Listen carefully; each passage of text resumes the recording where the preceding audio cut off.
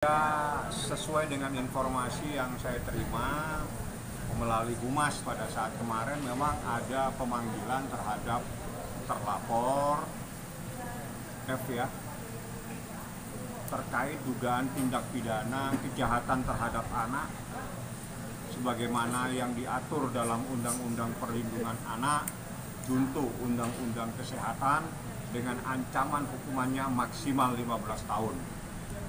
Sebagaimana informasi yang saya terima kemarin, memang hari Jumat besok dimintai keterangan. Jadi prosesnya adalah dimintai keterangan. Kita lihat seperti apa kehadirannya. Apakah dia hadir atau tidak, kita tunggu besok. Karena besok informasi yang saya terima, kakaknya Niki, Edwin akan datang ke Polres untuk juga ingin mengetahui seperti apa orang yang akan dipanggil yang membuat menderita kemenakannya. Seperti itu yang disampaikan kepada saya, dan dia minta supaya abang kalau ada waktu habis sholat Jumat bang, kita ke Polres bang, kita lihat dia datang atau tidak datang orang yang membuat menderita kemenakan saya. Itu seperti itu yang disampaikan oleh Bang, terkait kondisi psikis Loli sendiri sejauh ini bagaimana bang? Kalau dia kan sudah lebih baik ya, lebih jauh dari orang-orang yang selama ini mungkin memberikan informasi atau masukan yang tidak benar. Saat ini dia ada dalam pengawasan dan perlindungan dari sebuah lembaga di mana itu atas permintaan Nikita. Jadi Nikita itu ingin memberikan yang terbaik buat anaknya, ingin terbaik, ada perlindungan buat anaknya. Karena apa? Karena dia juga mendengarkan, mengetahui dalam berita acara pemeriksaan, dalam berita acara permintaan keterangan itu ada hal-hal yang sangat mengkhawatirkan, sehingga dia mengambil sikap, bang, ajukan permohonan. Saya bilang setelah dia tahu bagaimana, ajukan permohonan untuk perlindungan. Dan sekarang Laura itu ada di bawah perlindungan sebuah lembaga yang diatur dalam undang-undang, dan itu adalah lembaga negara. Bang, kemarin kan juga sudah ada 11 saksi dan 2 yang belum diperiksa, 13 ya bang jumlahnya. Ya. Sejauh ini ada saksi dari keluarga bang, mungkin nanti akan dihadirkan? Sementara belum. Sementara saksi-saksi yang langsung terkait itu adalah saksi yang mengetahui kejadian. Jadi saksinya terbagi dari saksi yang mengetahui kejadian pada bulan April. Dan itu yang luar biasa sekali, yang dahsyat sekali. Bahkan dia sempat berinteraksi itu, bertemu, ngobrol, ngopi bareng, bahkan sempat dia naik ke apartemen, menceritakan dan sebagainya, dan itu sudah dituangkan dalam pemeriksaan. Yang kedua, saksi yang mengetahui kejadian di bulan Juni itu ada 2 orang. Nah, ada saksi lagi yang juga, jadi ada saksi yang berinteraksi langsung, itu saksi di bulan April berinteraksi langsung, saksi di bulan Juni berinteraksi langsung. Ada juga saksi di bulan Juni, April dan bulan Juni yang berinteraksinya melalui komunikasi WhatsApp, mengirimkan foto dan sebagainya. Itu sudah menjelaskan ke penyidik pada saat dilakukan proses pemeriksaan. Jadi saksi-saksinya terpecah dengan cerita kejadian dan peristiwa yang berbeda, tapi merupakan satu rangkaian terkait dengan adanya dugaan tindak pidana ini. Seperti itu. Bang, termasuk Bang, besok kan rencana itu kan aborsi, bang. Saksi itu disampaikan, tapi itu adalah proses penyidik yang bisa menyampaikan seperti apa. Saya tidak punya hak untuk menyampaikan ke media atau ke masyarakat, karena yang jelas saksi itu datang. Saksi itu adalah saksi yang tahu pada peristiwa bulan April, saksi yang tahu pada peristiwa bulan Juni. Ada saksi yang berkomunikasi langsung, ada saksi yang berkomunikasi melalui percakapan WhatsApp dan percakapan melalui media. Bang, besok kan rencananya kakaknya Niki akan hadir. Mungkin ada pembicaraan Nikinya juga ikut hadir bang? Kalau Niki saya belum berkomunikasi dari tadi, saya nanti sebentar saya akan telepon dia. Tapi yang jelas Edwin telepon saya, tolong bang sama-sama kita ke Polres. Ayo nih jam berapa, saya bilang gitu. Kita habis sholat Jumat saja, lebih enak habis sholat Jumat kita datang, kita lihat. Saya ingin ketemu. Saya bilang jauh-jauh saja, jangan bertemu, nanti kamu emosional.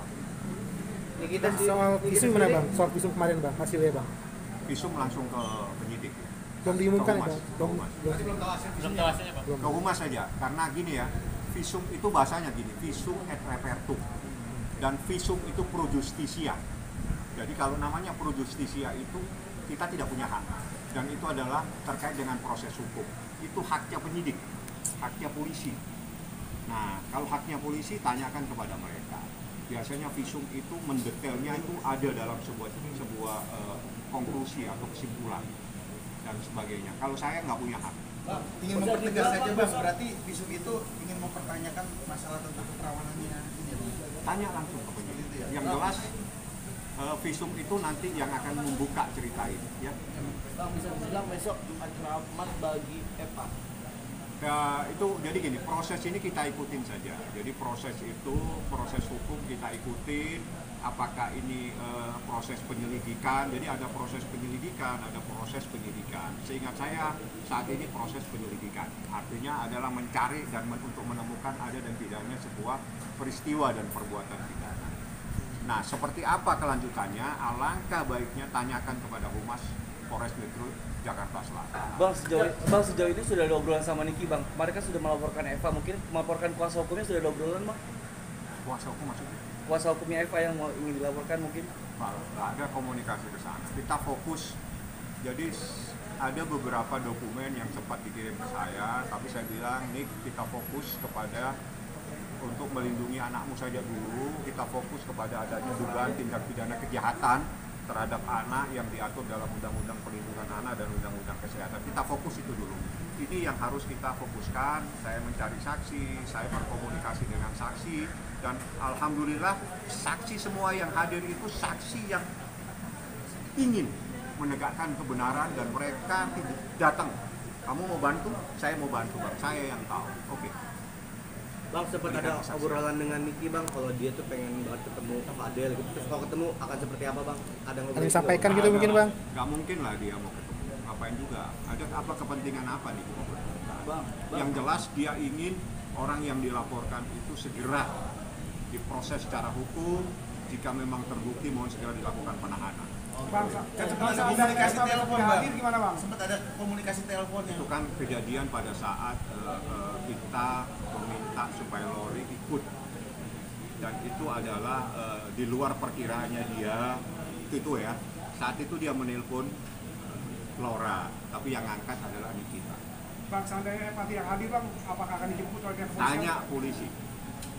Yang jelas aturan di KUHAP itu ada bagaimana proses pemanggilan pertama, kedua, dan seterusnya itu. Tapi kalau memang penyidik memerlukan karena sudah ada hal-hal yang luar biasa, penyidik punya hak untuk melakukan tindakan segera.